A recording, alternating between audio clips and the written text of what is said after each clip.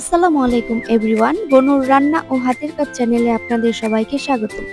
তো আমরা প্রায়ই বাজার থেকে কিনে আনা টমেটো সস খেয়ে থাকি এবং এতে অনেক ধরনের কেমিক্যাল এবং ভেজাল মেশানো থাকে যা শরীরের পক্ষে অনেক ক্ষতিকারক।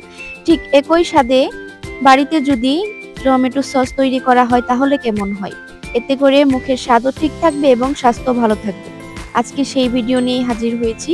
তো প্রথমে আমি 2 কেজি পরিমাণের টমেটো বাজার থেকে কিনে এনেছি। তারপর এগুলোকে ভালোমতো ধুয়ে নিয়েছি। তারপর এগুলোকে 4টি ফালি করে কেটে নিয়েছি এবং যে পাত্রে আমি এগুলোকে সিদ্ধ করব সে পাত্রে এভাবে নিয়ে নিচ্ছি। এখন চুলায় আমি সেই পাত্রটি বসিয়ে এর মধ্যে 1 কাপ পানি দিয়ে নিচ্ছি এগুলোকে সিদ্ধ করার জন্য। তো কিছুক্ষণ পর এভাবে ঢাকনা খুলে নেড়েচেড়ে তার মধ্যে সামান্য পরিমাণ লবণ অ্যাড করে দিতে হবে। তো আমি এখানে 1 চিমটি পরিমাণ লবণ অ্যাড করে দিচ্ছি এবং আবারও নেড়েচেড়ে ঢাকনা দিয়ে ঢেকে দিব। তো কিছুক্ষণ পর পর আমি এটাকে চেক করব যে এটা সিদ্ধ হয়ে গেছে কিনা। তো এভাবে আমি চেক করার পর যখন দেখব সিদ্ধ ভালোমতো হয়ে গেছে তখন আমি চুলাটা বন্ধ করে দিব এবং এগুলোকে 1 ঘন্টার মতো ছেড়ে দিব যাতে এগুলো ভালোমতো ঠান্ডা হয়ে যায়। টমেটোর মিশ্রণগুলো ঠান্ডা হয়ে গেলে এগুলোকে একটি ব্লেন্ডার মেশিনের সাহায্যে ভালোমতো ব্লেন্ড করে নিতে হবে। তো ব্লেন্ড করা হয়ে গেছে। এখন আমি একটি পাত্রের উপর এরকম একটি ছাঁকনি নিয়ে নিব, তার উপর সেই ব্লেন্ড করা টমেটোর মিশ্রণটি এখানে ঢেলে নিব।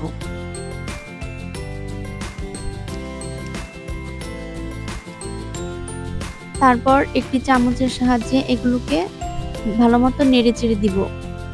তো অবিরত আমি এটা নাড়তেই থাকবো যতক্ষণ না পর্যন্ত নিচে তরল মিশ্রণটি পড়ে যাচ্ছে। তো ঠিক এরকম হবে। তো এভাবে আমি সম্পূর্ণ মিশ্রণটি ছেঁকে নিচ্ছি। তো আমার ছাঁকা হয়ে গেছে। এখন আমি চুলায় এই পাত্রটি বসিয়ে দিব। তো এই পর্যায়ে ভালোমতো অবিরত নাড়তেই হবে, তা না হলে নিচের থেকে লেগে যাবে। এটা অনেক সময় ধরে জাল করতে হবে এবং এর মধ্যে যে পানিগুলো রয়েছে সেই পানিগুলো শুকিয়ে নিতে হবে।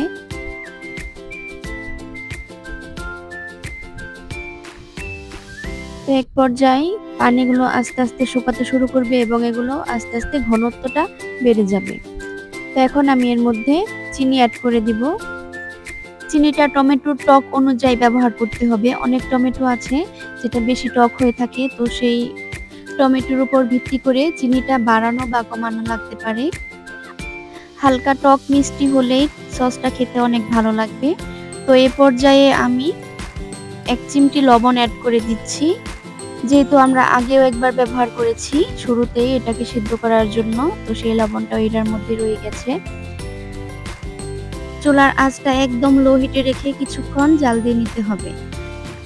তো এ পর্যায়ে একটি বাটি নিয়ে নিচ্ছি এবং তার মধ্যে রাঁধুনি হোয়াইট ভিনেগার ব্যবহার করব আর ব্যবহার করব হচ্ছে কর্নফ্লাওয়ার। তো এখানে আমি 1 চামচ পরিমাণ কর্নফ্লাওয়ারটি নিয়ে নিব এবং তার মধ্যে অল্প পরিমাণ হোয়াইট ভিনেগার অ্যাড করে এটিকে তরল একটি মিশ্রণে পরিণত করব। তো কর্নফ্লাওয়ারটি সসটিকে ঘনত্ব আনতে সাহায্য করবে এবং হোয়াইট ভিনেগার দিলে এটা অনেক দিন পর্যন্ত সংরক্ষণ করা যায়। তো এখন চুলার আঁচ একদম লো হিটে রেখে এটিকে জাল দিয়ে নিতে হবে। দেখা যাচ্ছে এটা এমনিতেই অনেকটা শুকিয়ে এসেছে। তো এই পর্যায়ে আমি সেই মিশ্রণটি ঢেলে দিব এবং অবিরত নাড়তে থাকব। তো কিছুক্ষণ পর দেখা যাবে এটা অনেকটা ঘন হয়ে আসছে। ঠিক এই পর্যায়ে চুলার হিটটা একদম লো হিটে রেখে অবিরত নাড়তে হবে এবং 3 থেকে 4 মিনিটের মতো এটিকে কুক করে নিতে হবে।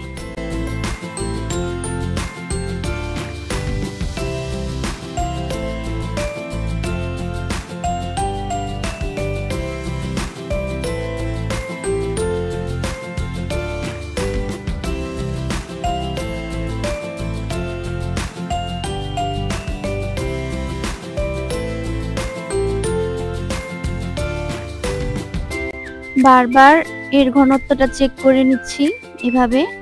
তো এই পর্যায়ে আমি একটি সাদা কড়ির প্লেট নিচ্ছি যেটি একদম পরিষ্কার। তো এখানে আমি সামান্য পরিমাণ সস ঢেলে দিচ্ছি এবং এভাবে কাত করে নিচ্ছি। তো এটা অনায়াসে খুব তাড়াতাড়ি নেমে যাচ্ছে, তার মানে এটা আরেকটু কুকের প্রয়োজন আছে।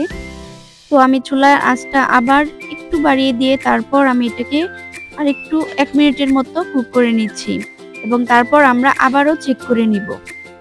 তো অবিরতই এটাকে নেড়েচেড়ে নিতে হবে। তো অনেক সময় দেখা যায় আমরা বাজার থেকে যে টমেটো সস কিনে আনি সেটা থেকে অন্যরকম একটি গন্ধ আসে। তো এটা সাধারণত কেমিক্যালের জন্য হয়ে থাকে। আর এই কেমিক্যাল মানুষের শরীরে অনেক ধরনের ক্ষতি করে থাকে, বিশেষ করে বাচ্চাদের, যেহেতু এই সসটা অনেক পছন্দের একটি খাবার। এটা প্রায় সব খাবারের সাথে ব্যবহার করা যায়, যেমন নুডলস কিংবা পাস্তা, সস ছাড়া তো জমেই না।